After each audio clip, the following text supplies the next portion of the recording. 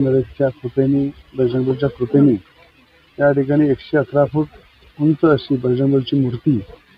या ठिकाणी पूर्णत्वास येत आहे आणि दरवर्षीप्रमाणे हनुमान चालीसा पठण या ठिकाणी केलं. संपूर्ण अमरावती शहराचे भक्तगण इथे येतात. सामूहिक हनुमान चालीसा पठण होते आणि मला असं वाटतं आज हनुमान जयंतीच्या निमित्ताने सगळे एकत्र येऊन बजरंगबलीच्या चरणी जे संकट आपले समर्पित करून आपण एक नवीन शक्ती, नवीन ऊर्जा घेऊन पुन्हा कामाला लागतो आणि हनुमान चालीसाचं पठण या ठिकाणी सगळ्यांनी सामूहिक करून पुन्हा एक चांगली शक्ती, चांगला एक विचार, चांगला एक प्रार्थना बजरंगबलीला केलेली आहे आणि मला असं वाटतं या महाराष्ट्रामध्ये येणारं जे संकट आहे ते बजरंगबलीच्या कृपेने मुक्त होईल. ज्याप्रमाणे आज राज्याचे मुख्यमंत्री देवेंद्र फडणवीसजी या राज्याला पुढे नेण्यासाठी जे काम करत आहेत त्यांना सुद्धा शक्ती मिळो आणि पूर्ण ताकदीनं हे राज्य पुढे जावं आणि येणारं जे संकट आहे आता जे इराण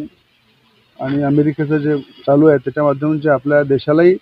कुठे ना कुठे संकट येत आहे त्या संकटातूनही मुक्तता मिळाली पाहिजे यासाठी बजरंगबलीला प्रार्थना केलेली आहे आणि सगळ्यांनी सामूहिक या ठिकाणी हनुमान चालीसा पठण केलं. हनुमानजीच्या विकासासाठी 165 कोटी रुपये जे आहे सरकारने दिले आहे तेव्हापासून काम सुरू होईल. कशा प्रकारचं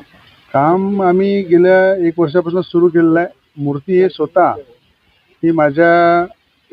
स्वनिधीतून या ठिकाणी उभी झालेली आहे. या ठिकाणी राम मंदिराचे भव्य या ठिकाणी काम सुरू होणार आहे आणि राज्याचे मुख्यमंत्री देवेंद्र फडणवीस साहेबांनी 121 कोटी रुपये या सगळ्या विकास आराखड्याचे दिले. त्याबद्दल हनुमानगडी या परिसरातल्या सगळ्या जनतेच्या वतीनं,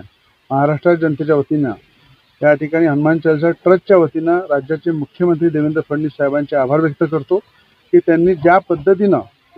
या हिंदू विचाराचं राज्य, श्री राम भगवंताच्या विचाराचं, छत्रपती शिवाजी महाराजांच्या विचाराचं, डॉक्टर बाबासाहेब आंबेडकरांच्या विचाराचं हे जे राज्य